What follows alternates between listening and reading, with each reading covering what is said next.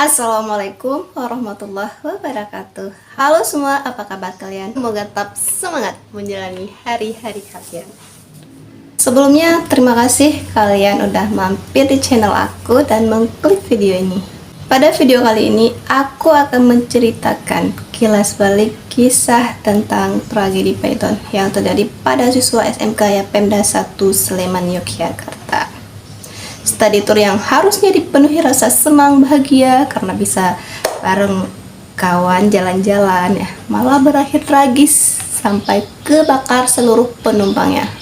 So, bagaimana nih kejadiannya? Tanpa berlama-lama, langsung aja ini dia kisahnya. Oke, jadi awal mula kejadian ini terjadi ketika SMK Yapemda 1 Sleman, Yogyakarta mengadakan Dharma Wisata ke Pulau Bali. Mereka menyewa 3 bus.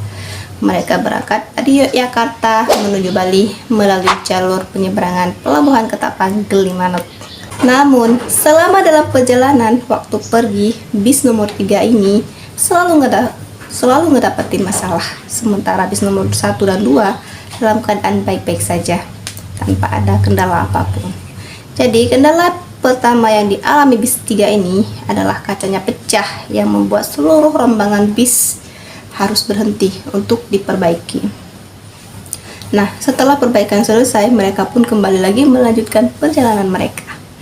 Terus, kendala kedua, sebelum sampai di Pelabuhan Ketapang Banyuwangi, atap bis 3 ini tersangkut kabel listrik. Di jalan, lagi-lagi rombongan pun harus berhenti. Bahkan, waktu itu kabel yang berada di atas atap bus harus ditarik terlebih dahulu. Dan setelah berhasil ditarik, mereka pun kembali lagi melanjutkan perjalanan. Walaupun ada beberapa kendala pada bis 3, pada akhirnya rombongan pun tiba di Pelabuhan Ketapang dan menyeberanglah ke Pelabuhan Gilimanuk menggunakan kapal. Sesampainya di Pulau Bali, rombongan pun langsung mereka menuju ke tempat-tempat yang memang sudah dijadwalkan oleh SMK Yapemda 1. Di sana mereka pun melakukan semua rangkaian study tour dengan baik, dengan semangat dan sangat ceria. Jadi, pada tanggal 8 Oktober 2003, rangkaian acara pun selesai dan rombongan pun dijadwalkan akan balik lagi ke Yogyakarta. Jadi pada waktu pulang pun mereka melalui jalur yang sama ya, yaitu melalui Pelabuhan Gilimanuk ke Ketapang. Namun dalam perjalanan pulang, lagi-lagi bis 3 ini dapat masalah, di mana kaca bis 3 ini pecah lagi untuk kedua kalinya. Pas pergi udah pecah sekali, waktu pulang pecah lagi. Gangguan itu seolah-olah kayak ada petanda gitu ya kan. Karena hal itu berhentilah lagi bis 3 ini. Dan bis 1 setia menungguin bis 3 sampai selesai diperbaiki. Sedangkan bis 2 mereka melanjutkan perjalanan terlebih dahulu melalui Pelabuhan Gilimanuk juga. Setelah selesai diperbaiki, bis 3 dan bis 1 pun kembali lagi melanjutkan perjalanan pulang mereka. Pada waktu itu bis 2 dikemudikan oleh si Budi yang merupakan kernet atau supir cadangan, sedangkan si Armando supir aslinya memilih untuk beristirahat di kursi kernet. Istilahnya mereka rolling supir, mungkin karena capek, lelah, makanya memilih istirahat terlebih dahulu.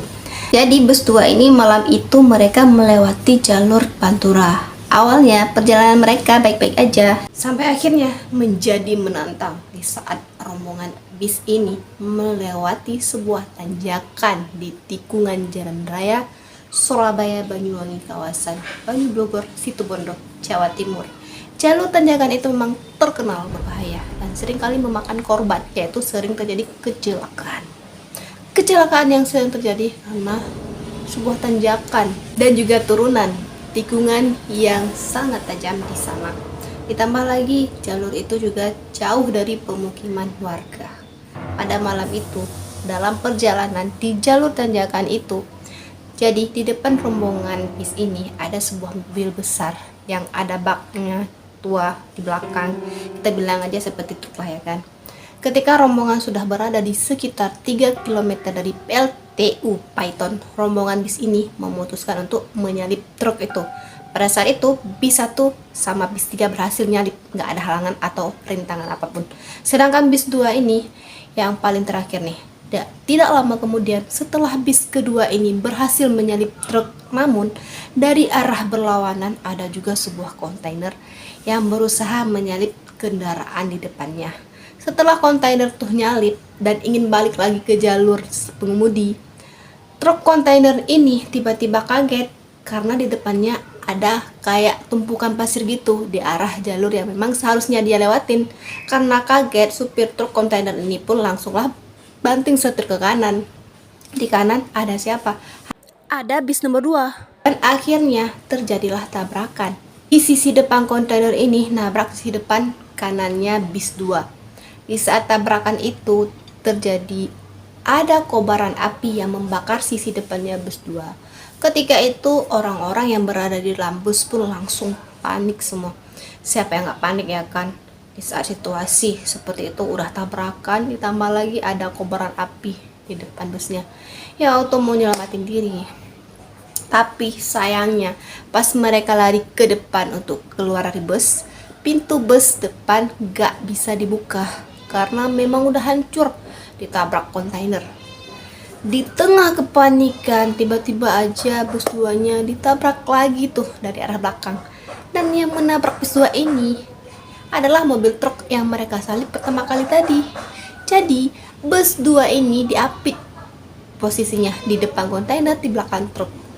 Pada saat itu, orang-orang yang melihat kobaran api semakin besar dan tidak bisa keluar dari pintu depan, langsunglah mereka berlari lagi ke arah pintu belakang. Tapi sayangnya, karena tertabrak sama truk, pintu belakang pun juga nggak bisa dibuka. Mereka semua keperangkap tuh di dalam bus. Di depan nggak bisa keluar, di belakang pun nggak bisa keluar. Di sana mereka teriak-teriak sangat panik. Bayangkan aja sendiri ya, gimana tuh kejadian. Upaya lain pun mereka lakukan, yaitu berusaha memecahkan kaca dari dalam bis. Tapi sayangnya usaha mereka pun gagal. Di dalam mereka tidak memiliki alat pemecah kaca juga.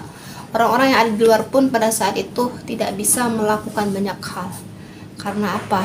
Karena kobaran api makin besar. Dengan cepat kobaran api pada saat itu langsung merambat di dalam bus, dan akhirnya bus 2 tersebut terbakar sampai habis. Dan hanya menyisakan besi rongsokan saja. Terus orang-orang dalam juga ikut terbakar karena terperangkap. Mereka tidak bisa kabur. Dan kejadian tragis ini terjadi tidak jauh dari PLTU Python. Kemudian peristiwa ini dikenal dengan tragedi Python. Kabarnya bis 1 dan bis 3 tidak tahu menahu soal apa yang terjadi pada bis 2. Sudah sampai di sekolah barulah mereka tahu itu semua. Karena di situ sudah banyak wartawan yang datang. Bayangkan ya, pas kejadian mereka nggak tahu apa-apa. Bayangkan ya, gimana juga perasaan mereka. Pas kejadian mereka nggak tahu apa-apa, tahu-taunya sudah ada wartawan datang tuh. Oh, berombongannya. Baru tahu lah, kawanku nggak ada lagi. Kebakar semua. Aduh, sedih banget ya. Yaudah. Oke, jadi itu dia kisah tentang tragedi Python yang terjadi pada siswa-siswi SMK Yapemda 1 serta guru juga pemandu wisata pada saat itu. Sebelum aku tutup video ini, ayo kita sama-sama mendoakan para korban tragedi Python. Semoga mereka semua tenang di sisi Allah Subhanahu wa taala. Amin ya rabbal alamin. Dan semoga saja kejadian ini tidak terjadi lagi. Himbauan saja, hati-hati kalau kalian mau melakukan perjalanan, baik perjalanan dekat maupun jauh. Jangan kalian ngebut-ngebut, lebih baik mementingkan keselamatan daripada harus ngebut-ngebut membahayakan diri sendiri dan orang lain juga. Oke, sekian dulu videonya. Terima kasih banyak bagi kalian yang sudah menonton. Kalau kalian suka video ini, jangan lupa klik like-nya. Jangan lupa juga komen, kasih saran, dan juga ide-ide kalian yang menarik ya di kolom komentar. Jangan lupa juga kalian subscribe dan nyalain notifikasinya supaya kalian tahu kalau aku upload video baru. See you again. Bye-bye. Assalamualaikum warahmatullahi wabarakatuh.